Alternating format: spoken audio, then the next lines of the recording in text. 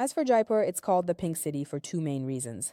The first story is that when the Prince of Wales wanted to visit Jaipur, the Maharaja ordered that all the city walls be painted pink because pink is a symbol of hospitality and welcome.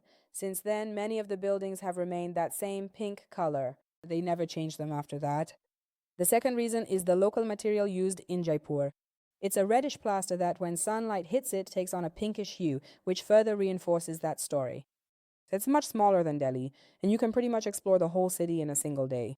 We did some really good shopping in Jaipur and managed to buy a lot of souvenirs there. The first place we visited was Gaitore Ki Chatriyan, which is a complex of tombs belonging to the royal family and Indian Maharajas. Each grave has a canopy-shaped mausoleum built over it, which is why they're called Chhatri.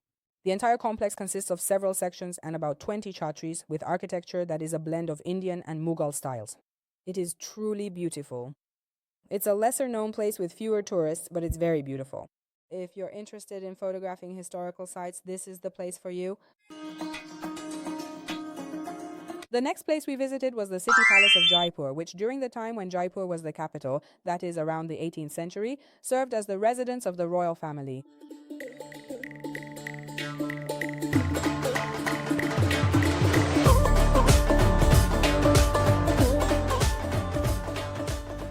It's an opportunity to get acquainted with Rajput culture and architecture, as well as its various halls and sections.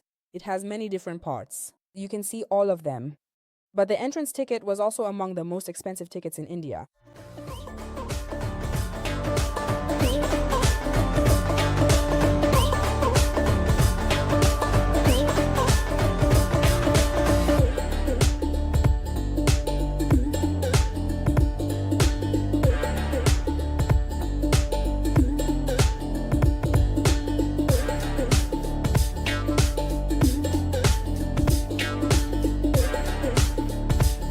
Another one of Jaipur's attractions is the Amber Fort, which is also on the UNESCO World Heritage List. This fort is truly massive and was built in the 16th century. One of the attractions of this fort is going up and reaching the entrance by elephant, but during the season we visited, there were no elephants, only jeeps. We went up the stairs ourselves so we could also get a view of the surroundings. And the stairs, like those of Persepolis, are low-rise steps. They're easy to climb and not tiring at all. The area of this fort is really large, and we arrived there at noon. The intense heat didn't give us a chance to really enjoy the place. It's also one of those places that looks really grand and imposing when you see it from above. But when you're inside, you hardly see anything of its magnificence.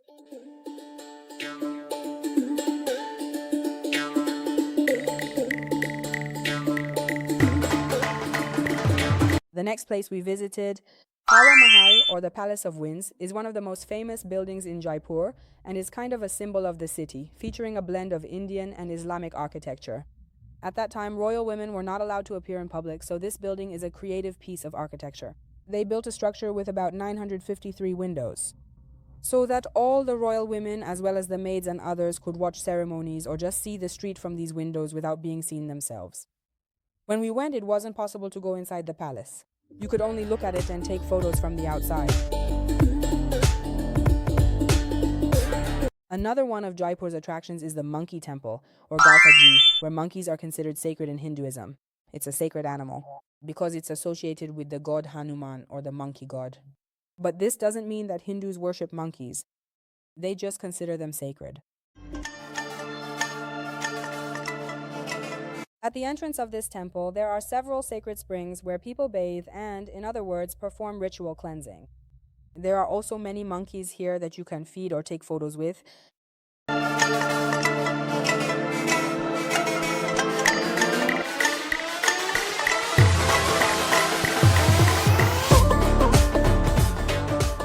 The experience of hugging and feeding the monkeys was really interesting, and they were much softer than I expected. They were much softer and cuter than what I had imagined. One of the places our driver suggested we visit along the way was a hand printing workshop on fabric. Although for us who are from Isfahan, and since Galamka fabric is the main handicraft of our own city, it wasn't really anything new. Of course, he explained that Iranian Galamka fabrics are different from these Indian prints. But still, it wasn't really anything new for us.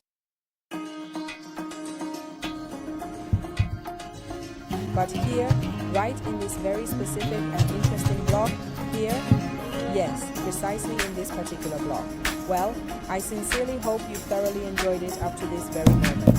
Thank you so very much for taking the time and effort to watch this entire video all the way through to its conclusion.